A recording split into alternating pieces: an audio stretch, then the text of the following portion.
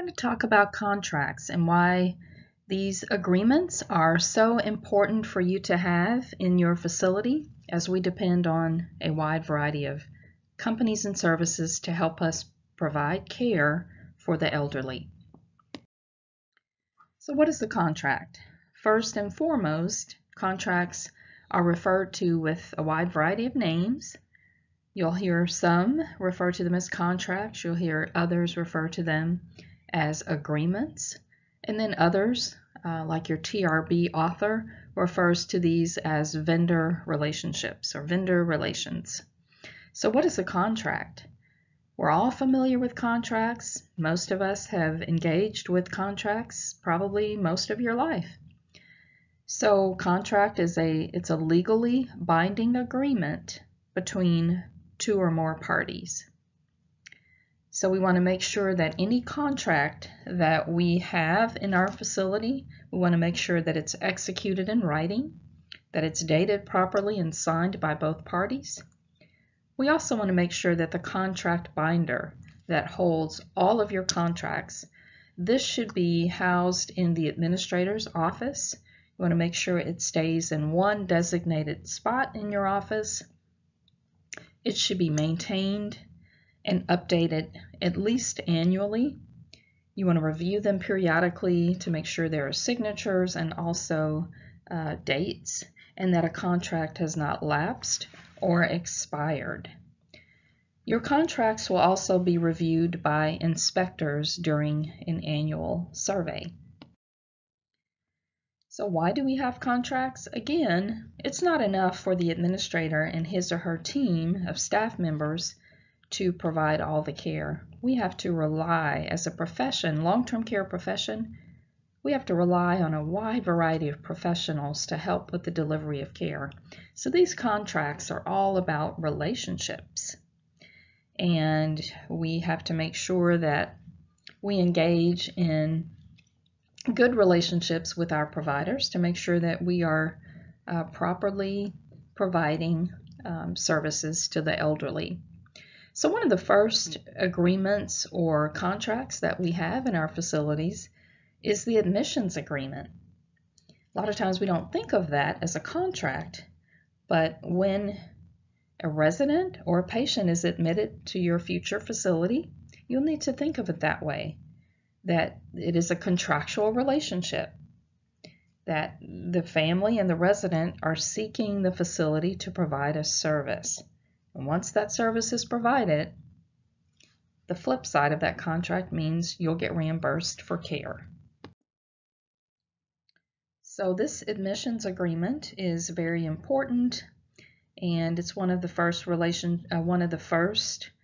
contracts that you'll probably engage with in the facility as an administrator between a resident, patient, and the facility. So the admissions contract, try to remember in your head that as a provider of care, that whenever someone new is admitted to your facility, they're done so on a contractual basis. So there's a wide variety of contracts that are used, beginning with the admissions contract for our residents and our patients. We also have independent contracts for the resident, for the dietitian, for your pharmacist, for your physician. You'll also have contracts for construction if you're having any type of remodeling projects done. There are a multitude of contracts for labor. We'll talk a little bit more about that in the next slide or two. You'll have contracts for leasing and for loans. You'll even have contracts for purchasing certain types of equipment or devices that are needed for resident care. Then, of course, we also have contracts for hospice and or palliative care services. There are other contracts for heating and air conditioning. There are contracts for labor. It is very common today for corporations, for long-term care companies to make decisions about not hiring every single employee, but they enter into a contractual relationship to hire employees for the purpose of delivery for certain disciplines. In long-term care, we outsource, a lot of companies do outsource physical therapy, occupational therapy, and speech therapy. Other companies provide outsourcing relationships with for housekeeping, laundry, and food service. We talked earlier when we discussed food and nutrition services that Healthcare Services Group is it's a company that's been around for many years. And Healthcare Services Group, years ago when I first started as an administrator, they only did housekeeping and laundry, but over the years they have added food service. So it's a great relationship to have if you are fortunate to have a contract with Healthcare Services Group. There are other contracts for equipment and adaptive devices, and still others for building and major maintenance supplies. And of course, you might even have a contract for your physician services. More than likely, your physician will not be your employee, so of course you'll want to have a contract with him or her. There are a few contracting conditions that must be met before a contract is executed. Depending on the type of service, more than likely, your corporate attorney may prepare the contract. However, if it's a specific service for labor, for groceries, for equipment, or for fire hydrant or some other type of maintenance contract, then that company will be the one to prepare and present the contract to you as the administrator, and then you'll pass that contract on to your regional vice president or someone at the corporate level for review and signature. Both parties will need to review the contract for a specific language. Both parties must be in agreement with the language. It's not uncommon to have multiple revisions for contracts, sometimes between the one requesting the contract. You might have to go back and forth until both parties specifically agree on the language. I will point out that for AIT training, we have contracts. We have, they're called affiliation contracts that we have with our long-term care providing partners, and we present our standard contract to other facilities and other companies for review. It's not uncommon for us to have to go back and forth to make sure the language or the need that another long-term care facility might have for students who are training in their facilities. But once both parties are in agreement on the terminology that is used in the contract, when both parties are in agreement, if there's money to be exchanged, whatever the case might be, once both sides of the fence are in agreement, then the contract can be signed. The contract is not effective until it is signed and dated. That's very important for you to know. So there's a promise of a price or some benefit between contracts, and there's something of value. There's a promise from one side of the fence to the other. There's a promise from one party to the other, and after, usually it's a service that's to be performed, and once that service is performed, and once it's done right, once it's done honorably, once it's done legally, then there's the expectation for payment to take place. So executing contracts, again, they're not effective unless they're signed. Both parties must be of sound mind and of legal age. Contracts cannot be received if someone is under the legal age of 18 or 21 in some states. Contracts are not deemed effective if one of the parties signing has a mental illness, or if that person has an intellectual disability, or dementia, or substance abuse. If any of these are known to be in place by one of the persons signing, then the contract is not enforceable.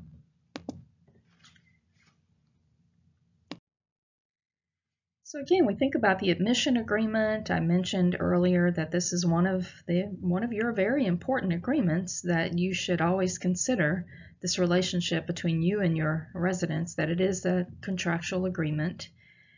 Unfortunately, there are times when there's a breach that occurs.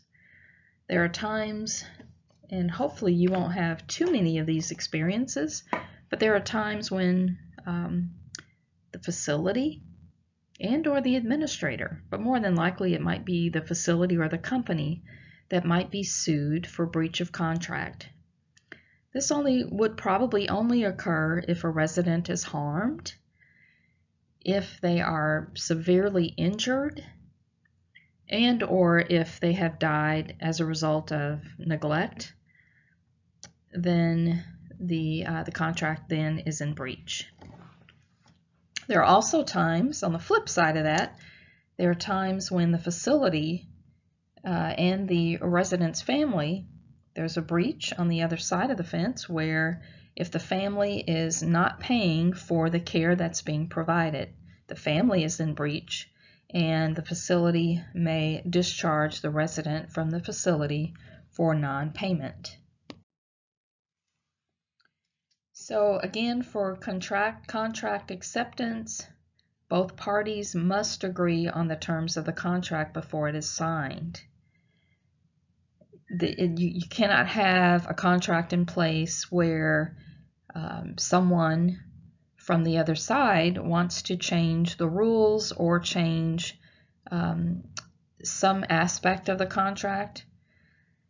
Changes must be made before the contract is signed in order for it to be enforceable. Regarding contract acceptance, it's very, very important, once again, that everybody's in agreement with the contract before it is signed and dated. Because once there are signatures on the contract, then there are to be no more changes. With the terms of conditions, everybody has to be in agreement in order for services to be effective and for the contract to be enforceable. So contract renewals. This is where it's important for you as the administrator to review your contract binder periodically to know when your due dates are coming up. You'll need to know when the changes will be needed. You should designate a very responsible department head, someone that you trust. More than likely that might be your administrative assistant if you're fortunate to have one. If not, it might be your business office manager. But you don't want to have any surprises with increased fees for service, or you just don't need any other surprises. So make sure that someone is on top of the contract renewal process. That's very important. More than likely, you might want to request a clause without auto renewal, because if there's an auto renewal clause, there could be an automatic increase for services. And you want to make sure that you have time to budget accordingly. You also want to make sure that you and your corporate team, your regional vice president, and others on your team are helping to make the decision on whether or not that contract should be renewed. Some companies do offer a 30, 60, or 90-day termination clause, which gives you ample time to either shop for a new vendor if you're not happy with their services, or if you have some other type of service in mind. But if you have a contract with allowing you ample time for renewal period and for you to possibly shop around, then you're going to be much better off. Contracts and public relations. I want to point out that any vendor that you're associated with, you want to use them for partnership and more than just for the particular service. If it's your fire hydrant service, or if it's your food and nutrition service, therapy provider, whatever the case might be, engage with your representative and engage with that company in a in a strong relationship. And I can't say that enough, how any one of your contractors will become your partner. And this can help your facility on so many levels, especially on the public relations side. If you have good relationships with any of your contracting partners, they will help market your facility for you. You can also, say positive things about them, put them on your website as one of your providers, whatever the case might be. But it's a great way for y'all to share positive feedback in the community when you're both pleased and satisfied with the services.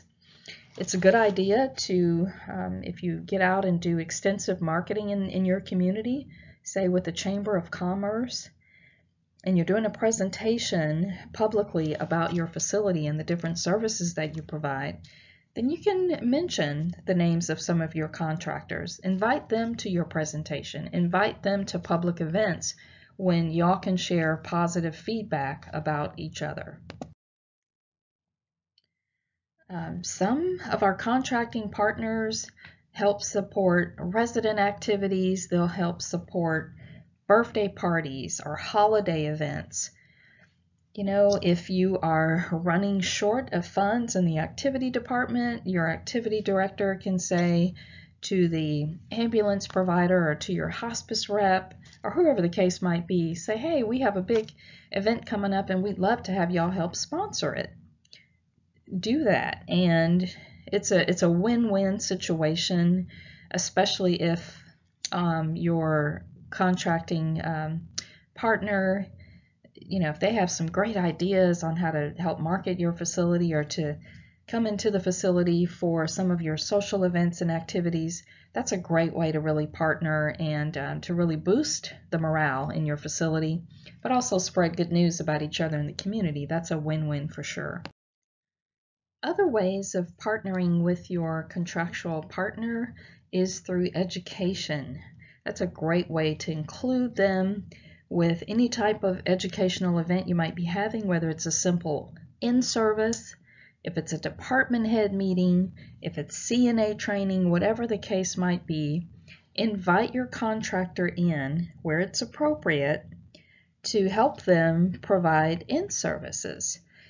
Especially, let's say if you get a deficiency in, resident care, from wound care management or diabetes education, whatever the case might be, if you have a specific partnership with a vendor who provides care or delivers a certain service, then include them in your need for in-servicing.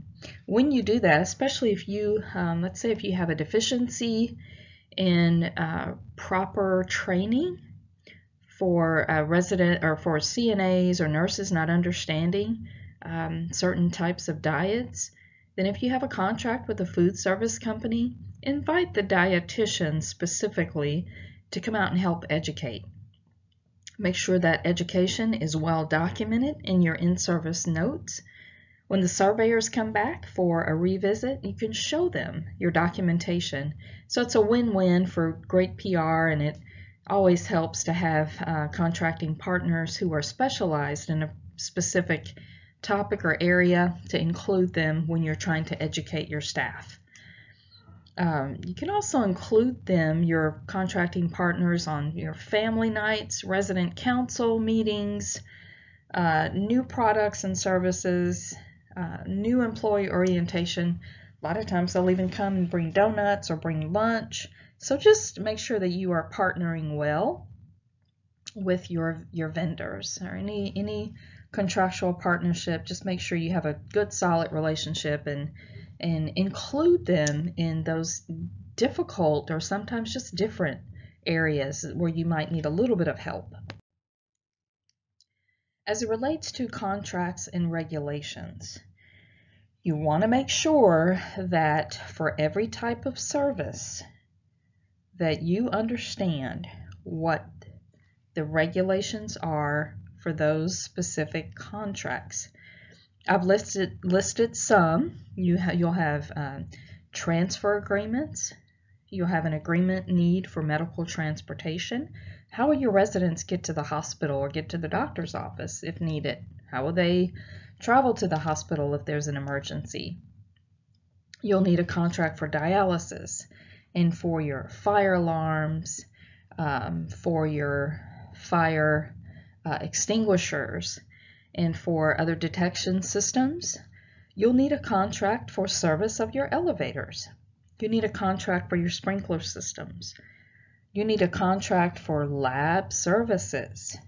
You'll also need contracts for radiology and other diagnostic services. So as you're preparing for your future exams for both state and national, you want to make sure that you have a really good understanding of what's required for these different types of contracts. Specifically as it relates to facility transfer agreements, residents will need to be transferred from the facility to the hospital and ensured of timely admission to the hospital when transfer is medically appropriate as determined by the physician. You'll want to make sure that you have a reliable and a very dependable service. It's always a good idea to ask for references, word of mouth. Find out in the community before you, if you have an opportunity to start brand new with a new ambulance service, get some references and find out what their history is like. You certainly cannot afford to have to contract with a provider who has a poor reputation. So this is very important for you as a future administrator when you need to make sure that your residents are transported safely to the hospital, especially for emergencies. You want to make sure that you have a reliable source on the other side for that transfer to take place. So for medical transportation, the facility is responsible for providing that transportation. The physician must have ordered the medical service that's needed. If they're going for diagnostic work, for surgery, whatever the case might be, have to make sure that first and foremost that the physician has ordered that for that specific resident. Transportation charges are absorbed by the facility. You don't bill your family members for that. You don't ask residents for their checkbook or their debit card or credit card. It is absorbed by you as the providing facility. It's one of the services that you provide in that contract that between you and the resident. So for billing purposes, you may not charge the family or the responsible party for transportation services. Trip charges for hospital or doctor's offices, those are absorbed and you are reimbursed in your monthly vendor rate within the Medicaid program.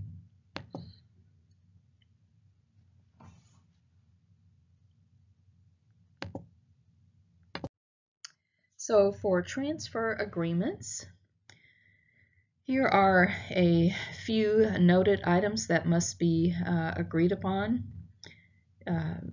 For those transfers to take place, provide for prompt diagnostic and other medical services. Doesn't sound like a lot, but you want to make sure that when a resident leaves the facility that he is not having to wait for hours to get to the hospital or to get to a specialist's office. You want to make sure that they are traveling to their destination timely. You want to make sure that the service provider has the responsibility to care for the residents' personal effects and that they reach the destination wherever they might be going. That's very important. You want to also make sure that they arrive again promptly and timely, and for at the time of transfer, you want to make sure that all documents are delivered for that transfer process so that when the service contracting ambulance providers arrive at their destination, that they have all the paperwork needed for social work, for medical, for nursing. You want to make sure that you have very responsible personnel on the other side of that agreement. This concludes contractual, this mini lecture on contracts and transfer agreements and affiliations and vendor relationships. If you have any questions, please don't hesitate to let me know. Thank you.